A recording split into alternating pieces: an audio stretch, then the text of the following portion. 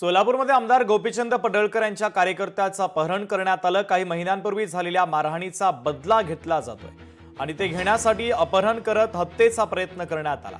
शरणू हांडे असं अपहरण झालेल्या गोपीचंद पडळकर यांच्या समर्थकाचं नाव आहे। तसंच अमित सुरवसे असं अपहरण करणाऱ्या आरोपीचं नाव आहे। ज्या व्हिडिओमुळे शरणू हांडे यांचं अपहरण झालं तो व्हिडिओ आता समोर आलेला आहे। पडळकर समर्थक असलेल्या शरणू हांडे यांनी आरोपी अमित सुरवसे याला 3 महिन्यांपूर्वी मारहाण केली होती।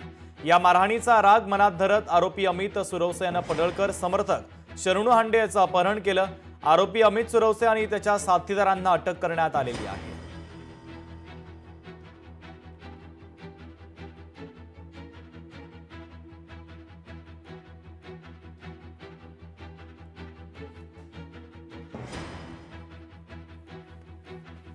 शरणू काय म्हणतोय की गाडीमध्ये मला यांनी मधल्या सीटच्या मध्ये टाकलं, तुडवलं, गेल्या पहिला मांडीवरती वार केला।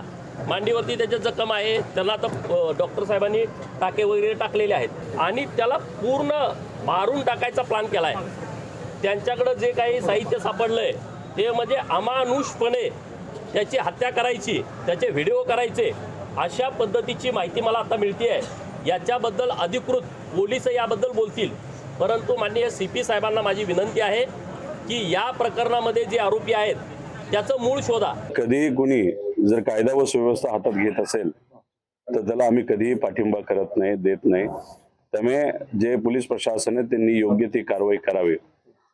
आता हा जो आमचा कार्यकर्ता आहे तो धनगर समाजाचा कार्यकर्ता आहे, त्याचं आणि ज्याची मारहाण झाली त्याचं 2-3 महिन्यापूर्वी त्या व्यक्तीने याची मारहाण केली होती आणि मग त्याच्यात कुठेतरी वाद वाढला असावा आणि कदाचित तिथे असणाऱ्या पोलीस प्रशासनाने त्याला मदत केली नव्हती आणि मग ती गोष्ट मनामध्ये ठेवून कधी कधी काय होतं, जर दुसऱ्या कोणाकडनं ते न्याय मिळत नसेल तर मग लोक न्याय व्यवस्था हातात घेण्याचा प्रयत्न करतात।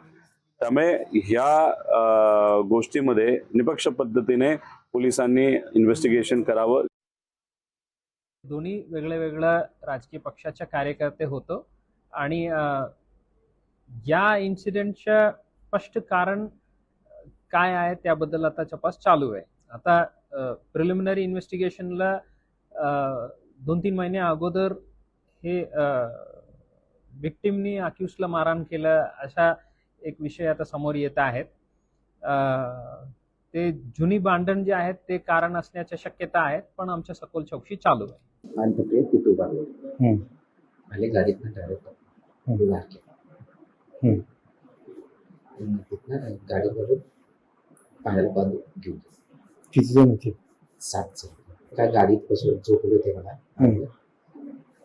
तिला काहीतरी डिपार्टमेंट कशाने मारले?